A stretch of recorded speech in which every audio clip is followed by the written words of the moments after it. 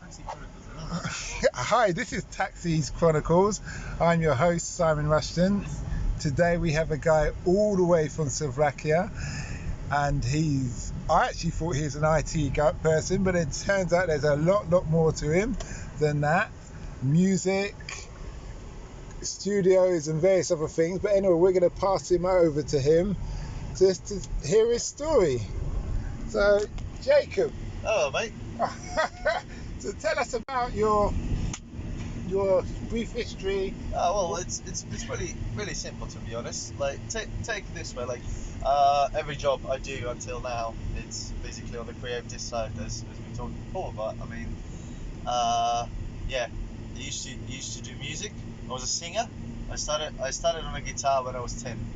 My father bought me a guitar, first guitar, which my mum hated it so much because like I didn't do anything else instead of that guitar after that. So like there was, you know. So your father found your true love. Well, he kind of kicked it off. Yeah, he kicked off the creative side of me probably or something.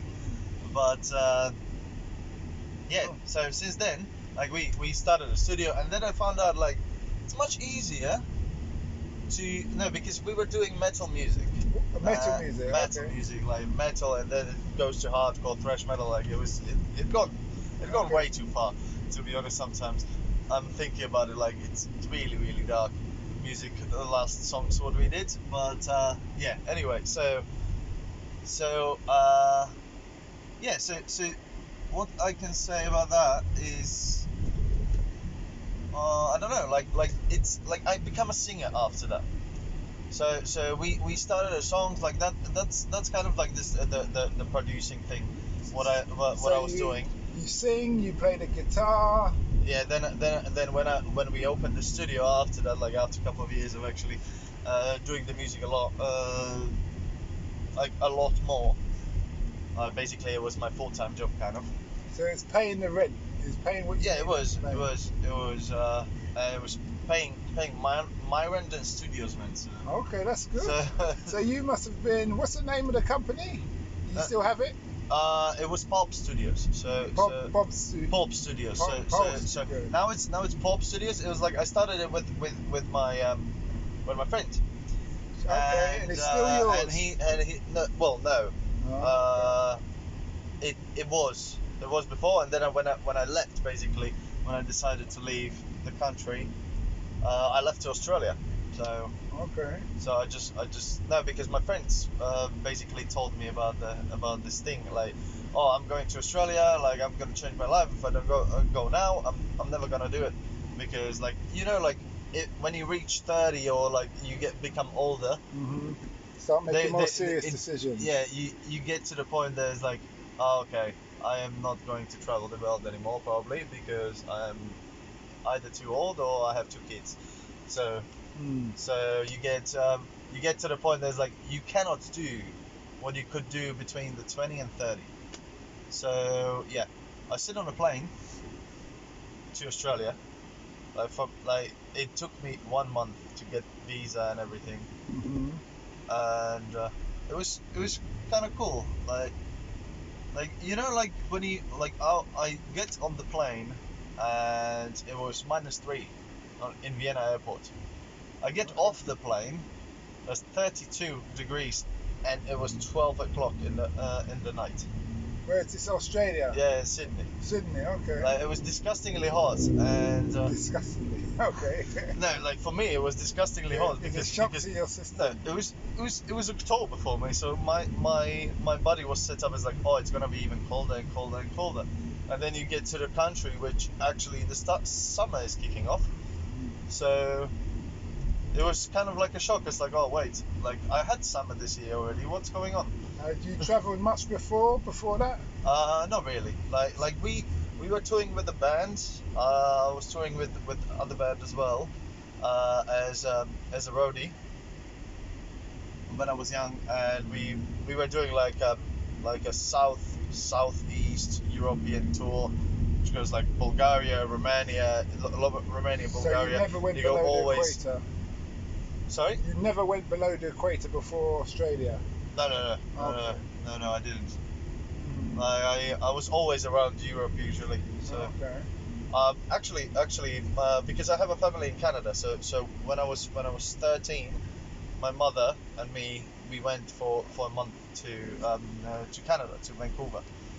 So yeah, but like when you're 13, you don't drink, you don't do anything else. You just jumping on the trampoline probably and enjoying yourself. So it was nice, but I can imagine that I will enjoy it more now, probably.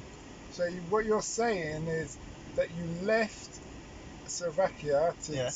run with your dream of trying something new. Well, yeah, but basically my dream is to do whatever I want, to be independent, and to be basically like and kind of like a good person mentality. Because what I think, like travel Broadens the mind. seriously broadens the mind. Yep. So like I can see, like I came to Slovakia last year. I don't want to go there anymore. Like firstly, Bratislava, it feels like a small city for me. Like it's Shoreditch for me now. Like I honestly think that I'm gonna walk from one side to another within half an hour. Like that's how it feels. And also, like people, a lot of people don't travel; they stay there. So the city is small, but people are small-minded as well. So and judgy, and like you can't judge. Like from my experience, you can't judge people if you don't know them. You know, and you can't judge people on any point if you never talk to them. You know, and that's what's happening in Slovakia. Like, and they are afraid. How? Give us an example. Afraid of change and everything. Like everything new is wrong. It's like, how is it wrong? Like you don't even know what it is now yet. You know, and stuff like this. Like it doesn't matter if you have two universities. If you never step out of the country, you're never gonna be intelligent enough to understand. Okay. I understand that. So how does your family take you when you go back there? Are they like understanding of who you are now? Oh yeah, absolutely. Like my mother, she's supporting me. Like she obviously don't understand a lot, but like she doesn't understand like certain things what I'm doing, but she doesn't judge me on it, or she doesn't question it. So she's just accepting it, basically, kind of way.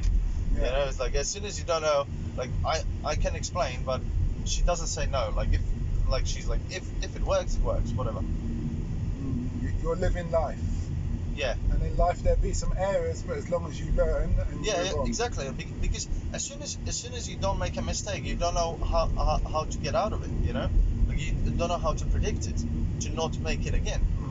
You know, that like you learn from your errors, and that's the only way how to learn. Like there's no other way. It is painful to do it this way, but unfortunately it works like that, I think. I understand that. So future-wise, what are your dreams now? Well, I'm thinking about starting my own company.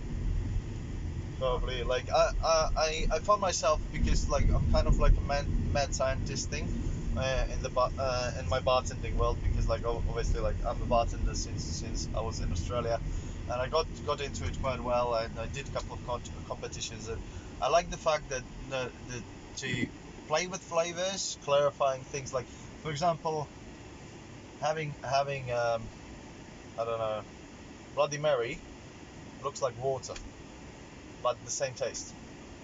Okay. Like stuff like this. Like that's what I'm like playing with the senses, like extracting stuff to actually have, because a lot of when you go to the shop, you have these syrups, you have these cordials and everything, and you feel the plastic in it. Like you can actually feel the plastic sweeteners, and it's disgusting. Like there is a way, and I'm trying to find it properly, or find the proper combination to it. But I mean, there is a way to actually keep the flavor, and you don't need to use that plastic stuff. So you're really taking the skills of what you learn in Australia Well, yeah. and implementing it. I came to Australia. I started washing dishes, and then I got to the bartending and everything kind of way, and I got into it. But when I do something, like that's the thing. Like when I do something, I do it properly. Otherwise, there's no point of doing it. Mm. So if I don't like it, I'm not gonna do it.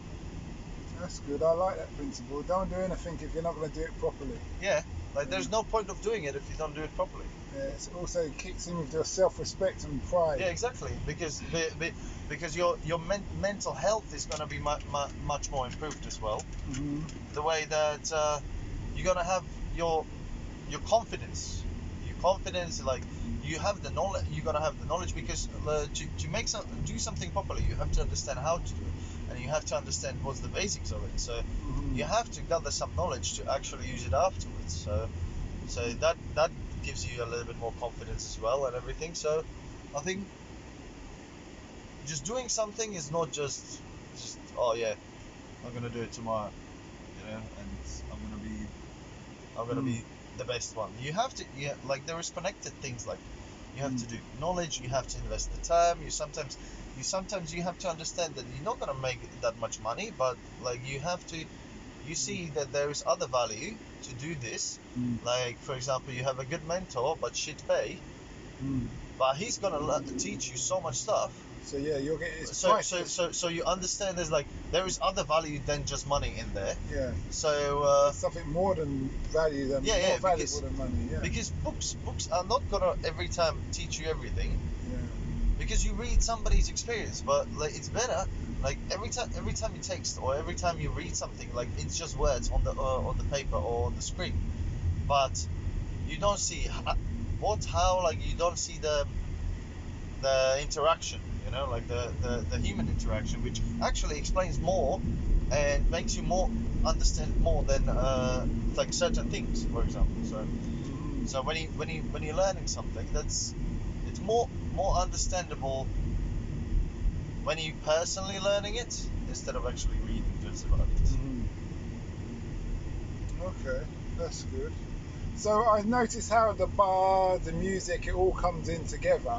Yeah. Would you consider doing more music with people? And another question: did you create or find anybody who's famous now in the music industry? Yeah. Well, they they found us afterwards. Like when we started the studio, we were doing small bands. Now it's like entire Czechoslovakian music industry is usually recording in that studio. Oh, is it? Yeah, it's now because he was like my colleague. He's a person who like he has money and he's dream driven basically. So as soon as he does something, he's so obsessed about it that he's literally like he's putting all the money he has, for example, in upgrading basically the studio. So it got to the point that it has the best setup now. Like, and it's 10 years from now. Like it's 10 years already working. So I mean, that's the thing. I understand. So like after 10 years, and when you're putting every single penny what you have for 10 years in there, like it's gonna turn out somewhat. Yeah, he's truly dedicated. That sounds good. That sounds like a really good business partner to have. Yeah, but like well, yes, but social skills were lacking, so I was the social, and his financial thinking is not really great. So because every time like all the money, and then bills comes, and I was just like, man, like we need to pay this. I was like, oh, okay, I will give you tomorrow. And I'm just like, okay. Yeah, it's got there's money, understanding, and self-discipline. Yeah. Yeah, you've got to value, respect money. I understand that. Well, but if you're genius in something, you have to have something lacking. Some failures, but that's where you come good as a team, like Batman. Yeah, and Robin exactly. Like as soon as you get as a team, it's Okay. It's cool. Well, Because for example, when I start a company like with the beverages and everything, I understand that there's stuff what I don't understand, and I'm never gonna understand, and I'm probably gonna need some help with it.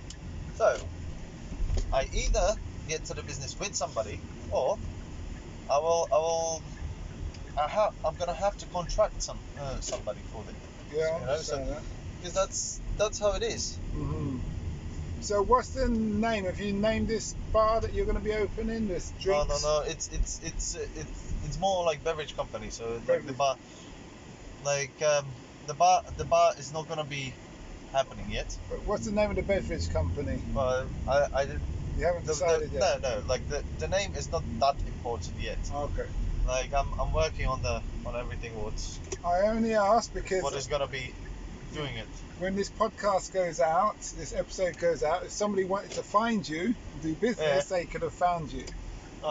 So do you want to you feel free, happy to give out an email address that somebody could contact you if they need to? Well, yeah, but at the moment I have just a personal one, so there's no need. Okay, No need to do anything and also when I if somebody is gonna be listening to this podcast, and well, obviously I explain myself that I'm Jacob. So no, I mean like the things what I was telling you about, and something comes out, that might be it might be a little bit obvious to see. Okay. So Okay then. All right. Well, thanks a lot for that, Jake. no It's worries. much appreciated. For our listeners out there, please like and subscribe and share your thoughts. And don't forget our sister podcast called Africa Investing Stories, where they talk about investors from all around the world who have invested in Africa. Thanks a lot and have a nice day. Bye.